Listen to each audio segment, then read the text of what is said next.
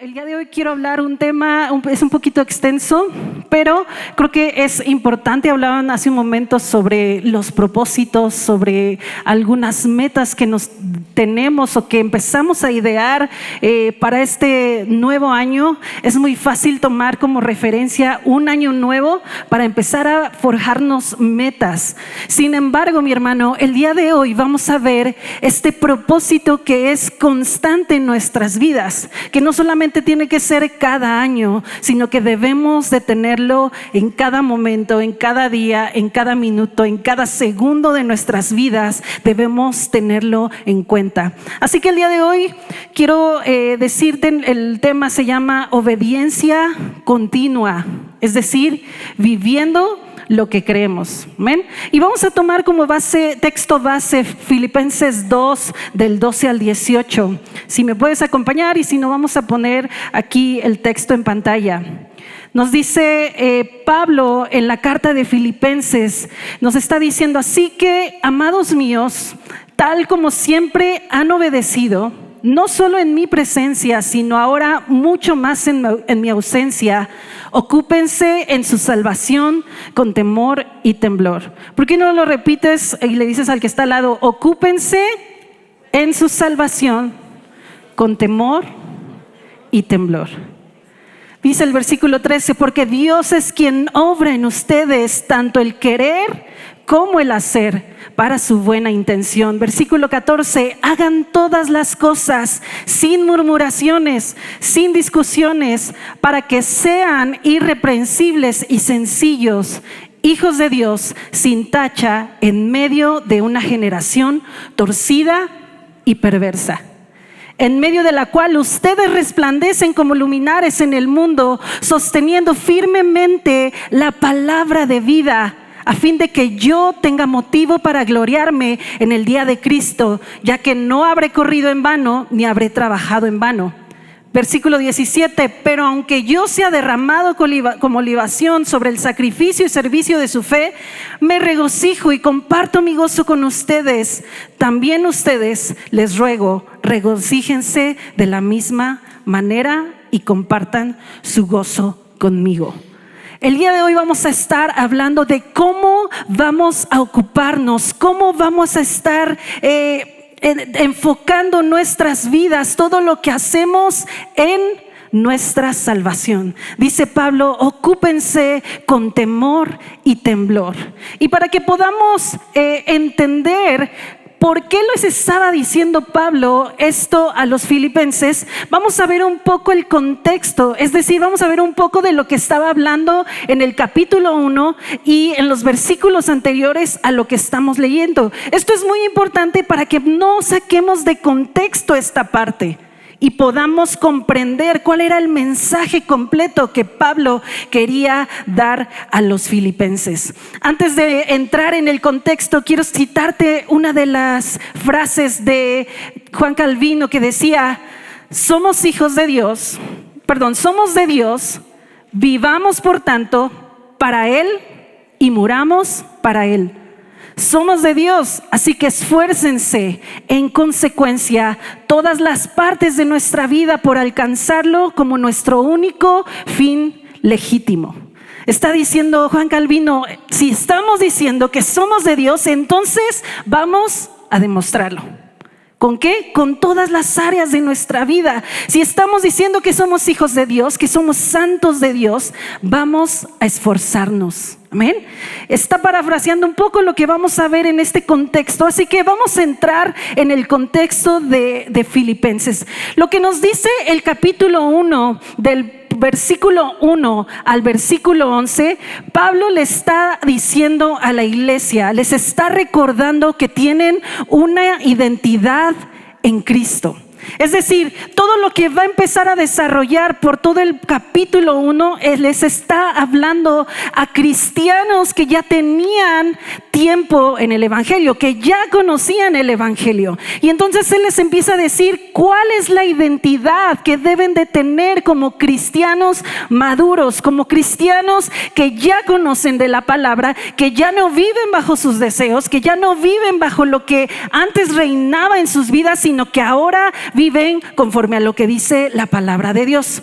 Y Pablo les empieza a decir cómo deben manifestar esta identidad y cómo el gozo del Señor, una vez que vivimos esta identidad y la manifestamos, se hace visible el gozo del Señor en nuestras vidas. Amén. Es decir, cuando nosotros entendemos, vivimos y adoptamos esta identidad, inmediatamente el fruto de este entendimiento debe de ser el gozo. Porque si antes vivíamos en pecado, antes vivíamos en oscuridad, antes vivíamos en ataduras, ahora viene Cristo, nos libera, nos hace santos, nos santifica, nos compra con su sangre, y ahora por medio de ese sacrificio nosotros podemos tener acceso al Padre. ¿Y cuántos están felices por eso? ¿Cuántos agradecen a Dios por eso? Por eso estamos aquí, mi hermano. Si no, quién sabe dónde estaríamos.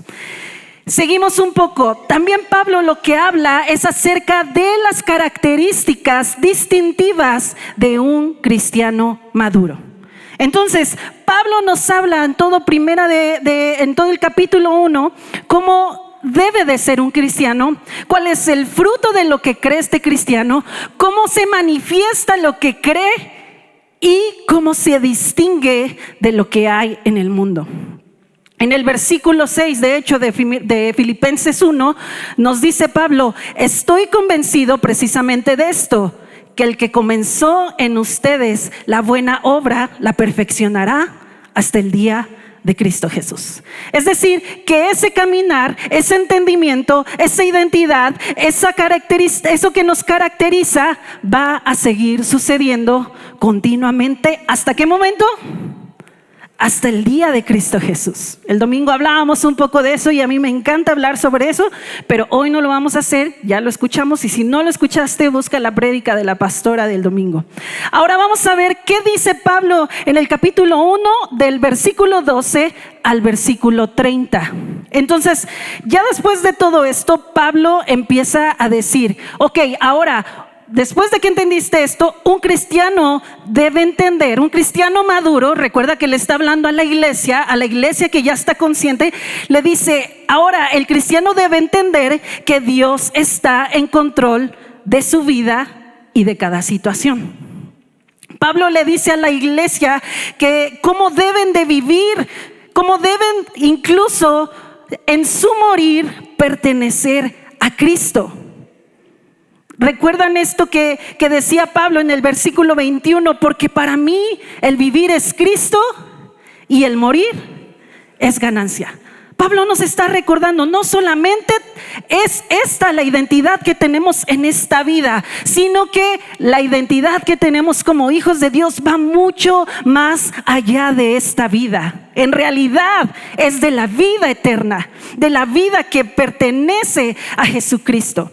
Pablo también nos enseña que por gracia hemos recibido esta fe en Cristo y que también por gracia Dios nos va a permitir sufrir por Él.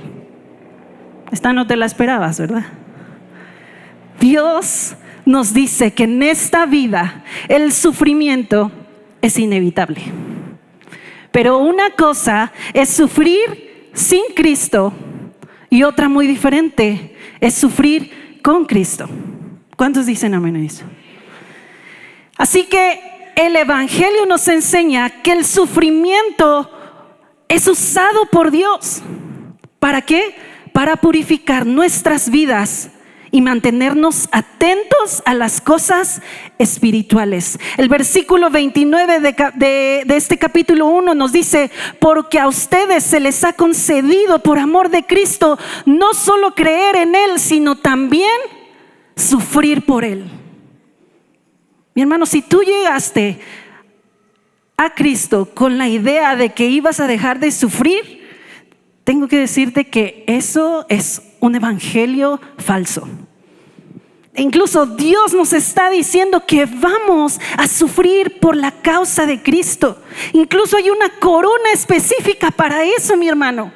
Para aquellos que perseveraron hasta el fin, que fueron perseguidos, atacados por la causa de Cristo. Dice la Biblia que les será dada la corona de vida.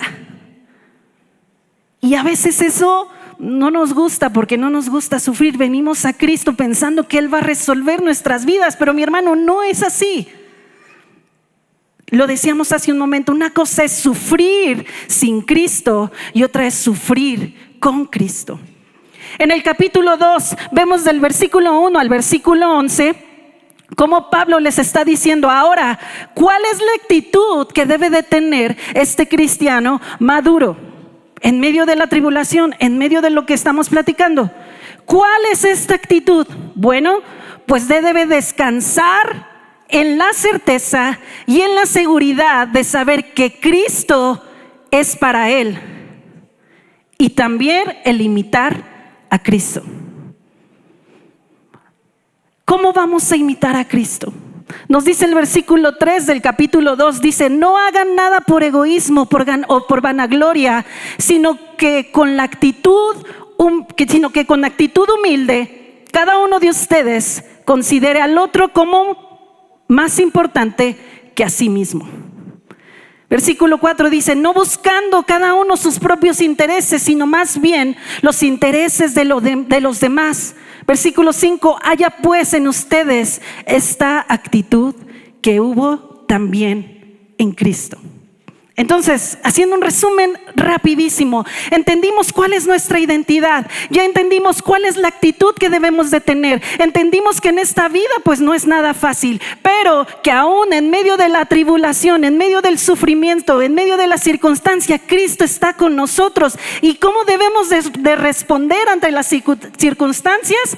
Bueno, pues con la certeza de saber que Cristo está en nosotros y que Él está trabajando en nosotros para parecernos más a Cristo.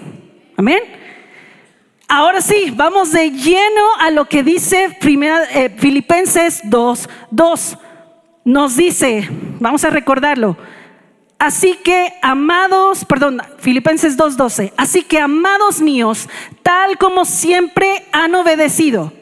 Él está dando por hecho que tú y yo ya entendimos todo lo que acabamos de leer. Ya estamos viviendo todo lo que acabamos de explicar. Y dice: no solo en mi presencia. O sea, esto no nada más es de dientes para afuera, sino que aún mucho más en mi ausencia. Dice: ocúpense de su salvación con temor y temblor.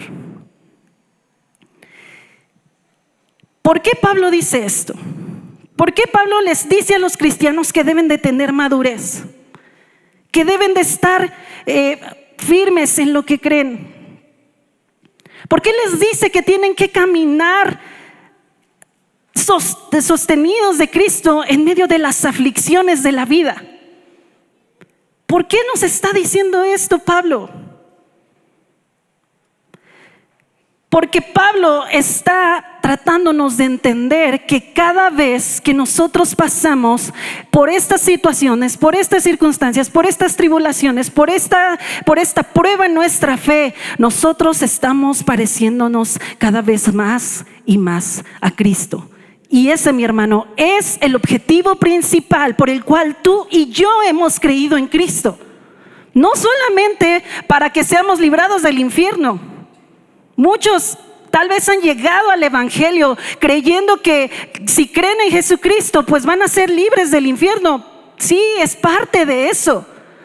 Muchos creen que llegan al evangelio para que Dios nos bendiga, para que Dios nos sane, para que Dios nos dé una casa, para que Dios nos dé una herencia grande en el cielo. Mi hermano, no. El propósito principal por el cual tú y yo estamos en este lugar, seguimos a Cristo, le conocemos, le amamos, nos interesamos en saber más de Él, es para ser más como Cristo. Amén. Esa es la idea del evangelio. ¿Recuerdas en el principio cuál fue el mandato de Dios? Dios hizo al hombre a su imagen y semejanza. La idea principal de Dios siempre, siempre fue no solamente tener criaturas, sino tener hijos a su imagen. Hijos que caminaran como Él camina, que hablaran como Él habla, que enseñaran lo que Él enseña. Jesús lo decía: Señor, yo te pido que ellos sean uno contigo, así como tú y yo somos uno. Ese es el mensaje del Evangelio, mi hermano. Incluyendo todo lo que habla el Evangelio, porque nuestra necesidad primordial para cada día de nuestra vida nunca se va a poder valorar plenamente la salvación hasta que no entendamos cómo obtuvo Cristo nuestra salvación por medio de su sacrificio. El Evangelio no es solo la puerta a la entrada a la vida eterna, es un caminar continuo. Es decir, que el Evangelio que salva a los perdidos también nutre a los santos. No solamente estamos librándonos del castigo eterno, no solamente estamos librándonos de la separación del Padre, que eso no se puede concebir, sino que el Evangelio mismo, esto que estamos hablando, ayuda a que nosotros empecemos en un proceso de santificación. Amén. Ahora, la seguridad, ¿cuál es el continuo, o más bien, cuál debería de ser la forma en la que un cristiano se identifica? Bueno, pues un cristiano debe identificarse por un continuo avance. El Evangelio nunca va a producir cristianos pasivos, mi hermano. No va a producir el Evangelio cristianos que están cruzados de brazos en sus sillas, esperando escuchar el pan, esperando escuchar la palabra. Sino que el Evangelio lo que hace, o esta identidad que creemos, o la respuesta, el fruto de este Evangelio debe de producir cristianos que están activos en la iglesia. Amén. Nosotros no promulgamos actitudes quietistas dentro de la iglesia. ¿Qué son los quietistas? ¿Cómo o a qué identifican los quietistas? Los quietistas eran un movimiento de herejes que surgieron en España, cuyo líder les enseñó que como Cristo ya hizo todo, entonces solo restaba encerrarse en un monasterio para meditar y orar. Incluso esto es se contradice, porque aún en la oración nunca va a caminar de manera pasiva. Lo veíamos hace un momento. Cuando nosotros oramos, estamos activando lo que somos, estamos activando lo que creemos. Así que tú y yo no podemos quedarnos quietos, mi hermano. No podemos quedarnos estáticos en lo que creemos. No podemos solamente venir cada domingo a la iglesia, escuchar lo que dicen los pastores, tomar nuestro curso de enseñanza y después irnos el domingo por la tarde, comer y empezar de nuevo nuestras vidas. Debemos de ser cristianos que están constantemente ocupándose en su salvación. Amén. Ahora, no podemos relajarnos en ese proceso, mi hermano. No podemos relajarnos en el proceso de parecernos más a Cristo. De hecho, por eso Pablo nos lo dice en este versículo, la cita que estamos estudiando nos dice,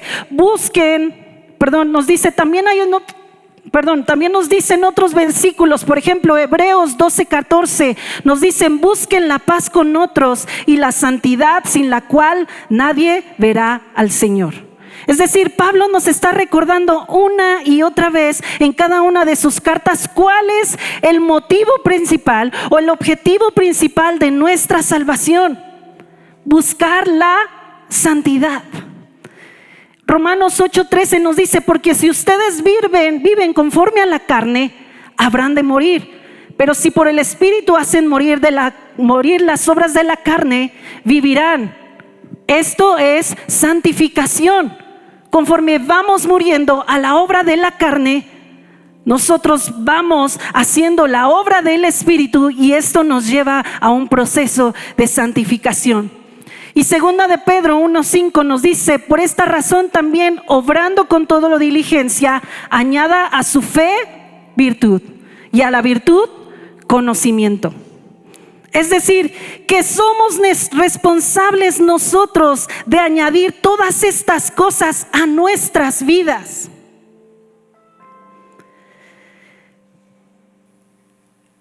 Cualquiera que tenga esta fe y esté llamado a profesar este evangelio, a esto que estamos hablando, pero no vive de acuerdo a lo que profesa, entonces solo estamos dando vueltas en el desierto. Vueltas en el desierto, mi hermano. Así como aquella generación que se quedó en el desierto, que vieron la obra, que vieron las manifestaciones del Padre, pero se quedaron en el desierto porque nunca entendieron el propósito, la identidad que Dios les había dado como pueblo. No habían entendido el propósito por el cual estaban saliendo de esa esclavitud, que era adorar al Padre. Jesús advierte esto para los últimos días en Mateo 7, 22, 23. Dice: muchos me dirán en aquel día: Señor, Señor, ¿no profetizamos en tu nombre? ¿No echamos fuera demonios? En tu nombre hicimos muchos milagros. Y entonces dice Jesús: apártense de mí, hacedores de maldad, no los conocí.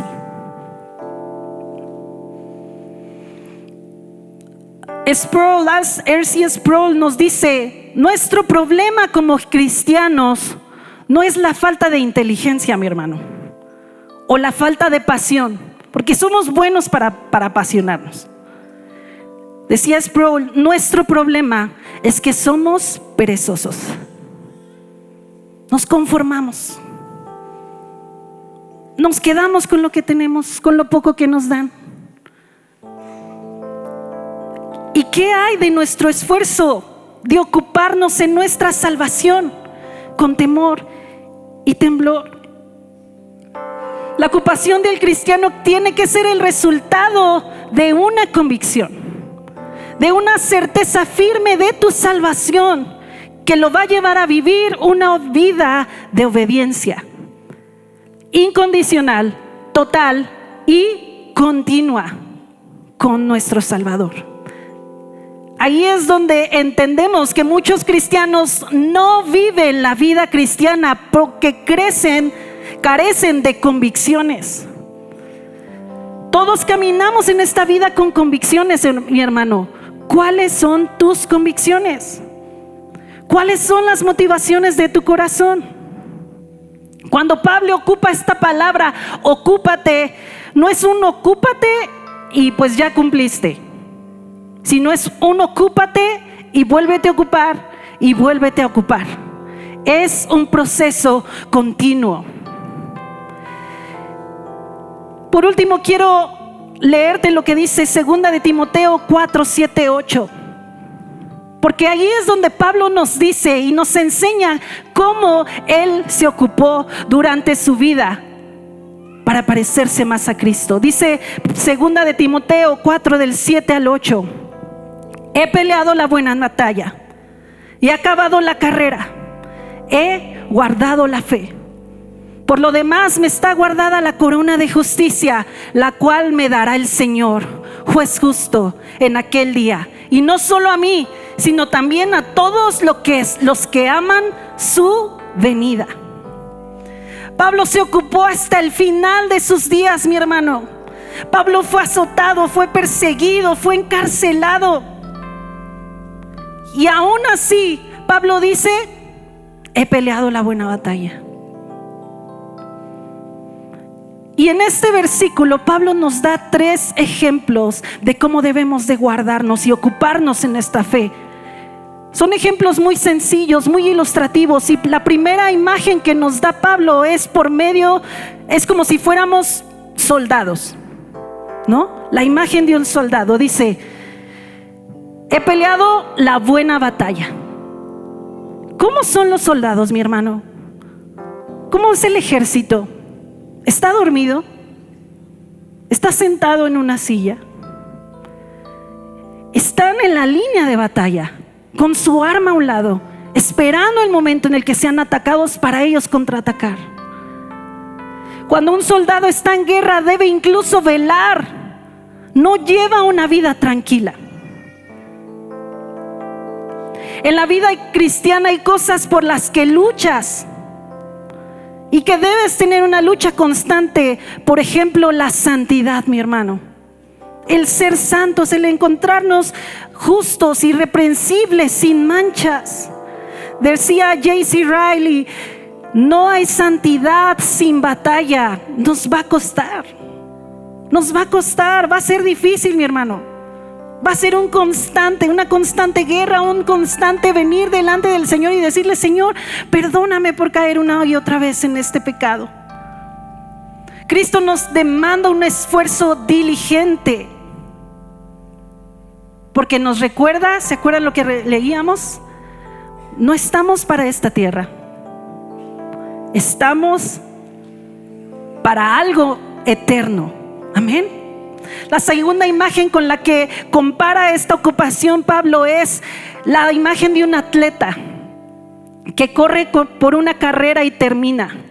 Hace una semana estaba yo en el maratón de Monterrey, en la ciudad de Monterrey. Estaba yo en el medio maratón, en el kilómetro 23. Había gente, yo no corro ni un kilómetro, mi hermano, pero había gente adulta, wow, mis respetos, íntegros, como si nada, corriendo. Yo los veía tan tranquilos y parecía tan fácil. Esa gente pasa meses, si no es que todo un año, preparándose para correr un maratón. ¿Sabes cuántos kilómetros son? 42 kilómetros. Pasan un año diligentes, día, noche, día tras día, semana tras semana, preparándose, esforzándose, llevando su propia capacidad a lo máximo, llevándolo al límite, para que ellos entrenen su propio cuerpo a dar mucho más. Y si un día corrió 1 kilómetro en 5 minutos, al siguiente día busca correr ese kilómetro en 4 minutos. Y así sucesivamente.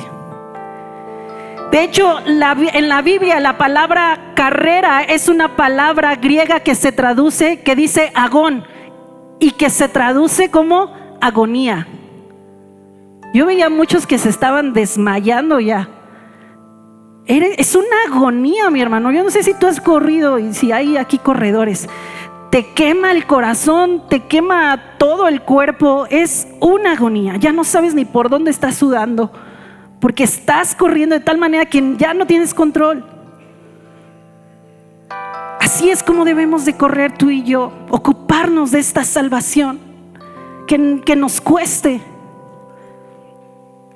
Y la imagen número 3 que nos enseña Pablo en este versículo es la imagen de un mayordomo que se le ha confiado algo y que esto lo tiene que cuidar como su mayor tesoro. Un administrador responsable de la fe. El ocuparnos de nuestra salvación nos recuerda que no vaya a ser que por estar en paz con nuestro pecado perdamos nuestra alma.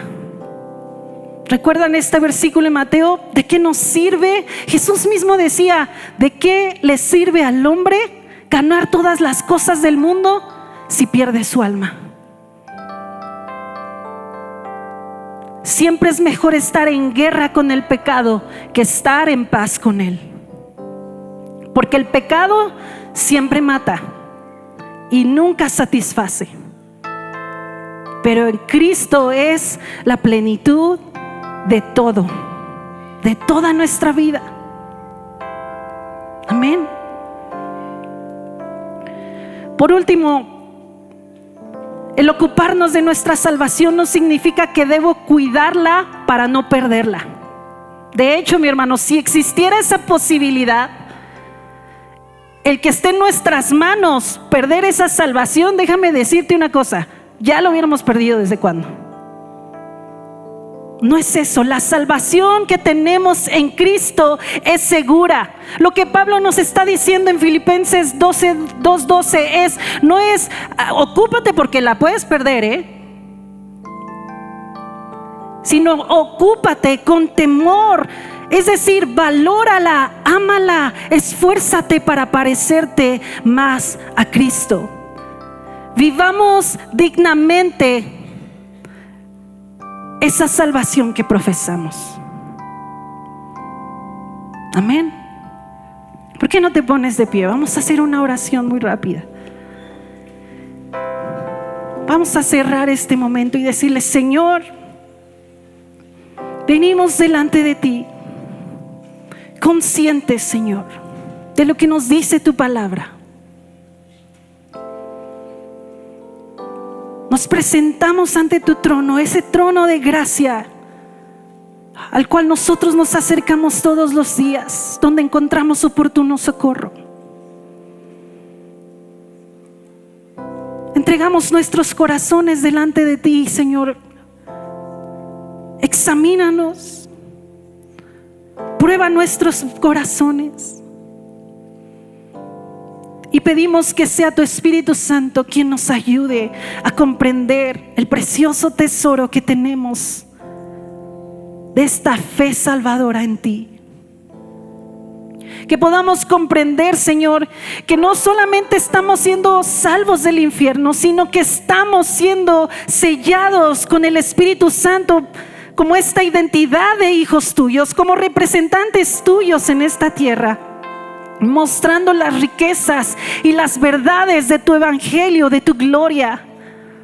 Ayúdanos a entender, Señor, que es una ocupación constante el poder parecernos más a Cristo, el poder buscar más de Cristo y dejar de lado todo lo que le gusta a nuestra carne, todo lo que queremos hacer, Señor, que no te agrada a ti. Hoy pedimos perdón, Señor, y pedimos que tu Espíritu Santo siga cumpliendo su obra, que tú la perfecciones hasta el día en que tú vengas. Te damos gracias en el nombre de Jesús. Amén. Amén. Vamos a darle un aplauso al Señor. Que Dios los bendiga.